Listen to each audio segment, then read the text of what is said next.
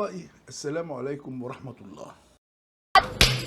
Ora mine alappa, el ferikiko, ora alappa, el ferikiko, ora mine alappa, el ferikiko, ora alappa, el ferikiko, أنا سايفة، أنا وارفة، أنا سايفة، أنا وارفة، الفرفر مش هتطلع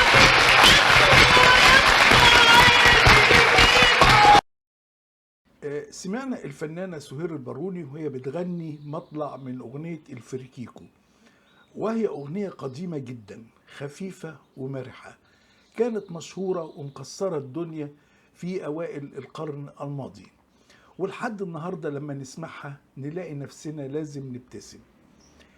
الأغنية دي من التراث السكندري، وهي أغنية عالمين يا بتاع الفريكيكو، اطلع يا بتاع الفريكيكو.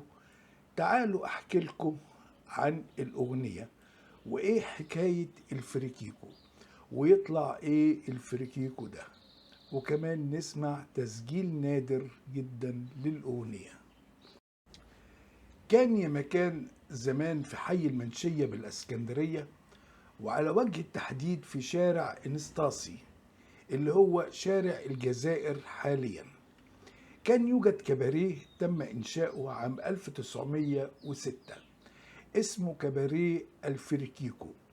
الكباريه ده كان له سمعة سيئة جدا، طبعا هو مفيش كباريه حسن السمعة، ولكن كباريه الفريكيكو كانت سمعته سيئة زيادة عن اللزوم، وكان بعض رواده من الذين يدعون ويتظاهرون بالورع والتقوى والتمسك بالقيم والفضائل ومكارم الأخلاق، كانوا يذهبون إليه في السر، لكن الإسكندرانية كانوا واخدين بالهم وعينيهم على هؤلاء المدعين، فأصبحوا عند الإسكندرانية مضربا للمثل لكل من هو بتاع كلامه بس، حيث يقول ويتظاهر بعكس حقيقته، فتلاقيهم يقولوا فلان زي بتوع الفريكيكو، يعني خلي بالك وحرص منه وما تاخدش على كلامه.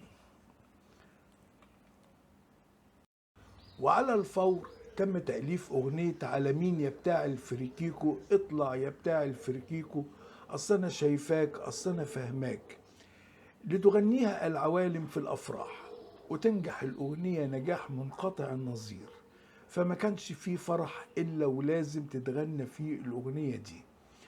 ولم يقتصر شهرة الأغنية على الأسكندرية فقط، بل طارت شهرتها لباقي المحافظات وخاصة القاهرة، لتغنيها فرق العوالم في الأفراح. واستمرت الأغنية وأصبحت من التراث، رغم أن كباريه الفريكيكو انتهى أمره تماما عام 1936 بتحويله لسينما عرفت باسم سينما وداد، حيث كان أول عرض سينمائي فيها لفيلم وداد لأم كلثوم.